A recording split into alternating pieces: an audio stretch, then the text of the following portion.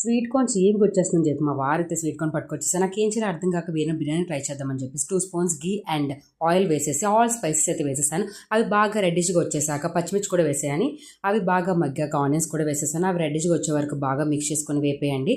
అవి రెడ్డిష్‌గా వచ్చాక కట్ చేసి పెట్టుకున్న క్యారెట్ అండ్ క్లీన్ చేసి పెట్టుకున్న స్వీట్ కార్న్ కూడా వేసేయాలి. అవి బాగా మగ్గాలి, ఎందుకంటే ఒక 70% కూడా బాయిల్ అయిపోవాలి అవి. ఈలోపు ఇవి వేగుతున్నప్పుడే 1 స్పూన్ సాల్ట్, 2 స్పూన్స్ అల్లం వెల్లుల్లి paste and 1 spoon garam masala అవన్నీ వేసుకొని బాగా మిక్స్ చేసుకొని ఒక 5 మినిట్స్ పాటు వదిలేసేయండి.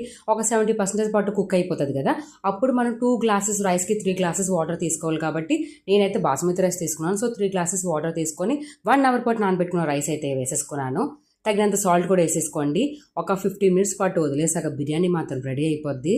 టేస్ట్ ఎలా ఉందో ఏంటో చూద్దాం. నేను సింగిల్గా కాబట్టి కర్రీ ఏం చేసుకోలేదు, సింపుల్గా రైతే పెట్టేసుకున్నాను. సో చూద్దాం టేస్ట్ ఎలా ఉంది అని చెప్పేసి. టేస్ట్ మాత్రం చాలా బాగుంది, నాకైతే నచ్చింది. ట్రై చేసేయండి.